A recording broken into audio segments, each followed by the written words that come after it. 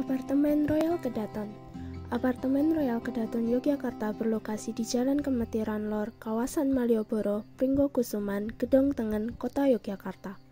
Lahan seluas kurang lebih 6.000 meter persegi tersebut hanya berjarak sekitar 500 meter dari kawasan Malioboro, yang mana termasuk dalam wilayah cagar budaya. Pada tahun 2021, KPK menemukan bahwa terjadi penyuapan terhadap perizinan pembangunan apartemen Royal Kedaton, yang mana jika ditelisik tidak sesuai dengan peraturan IMB ataupun aturan cagar budaya. Pelanggaran yang terjadi pada perizinan pembangunan apartemen Royal Kedaton berkaitan dengan IMB.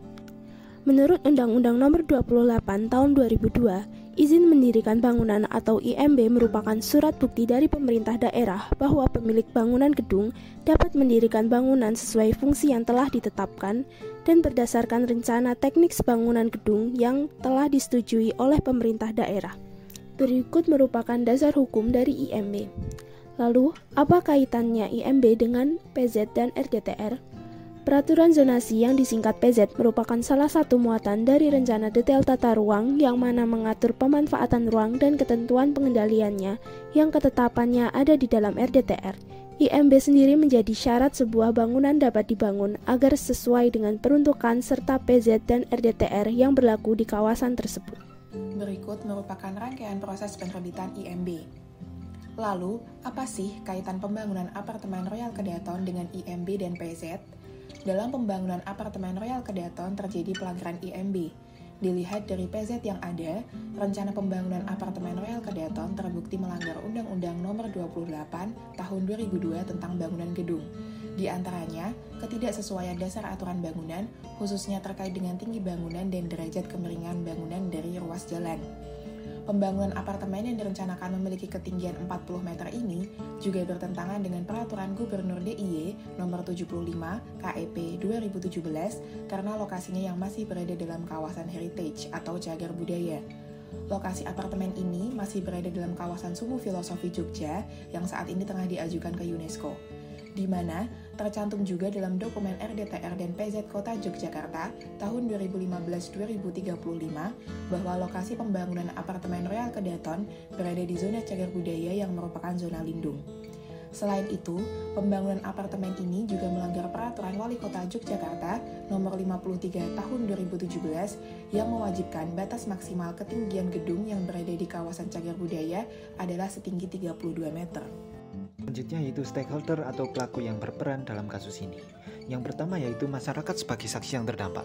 Terlihat dari cuplikan artikel di atas, salah satu warga sekitar, Suasi Adi, mengatakan bahwa penerbitan IMB tersebut terdapat banyak kejanggalan. Menurutnya perusahaan dirasa main belakang karena tidak transparan terhadap warga.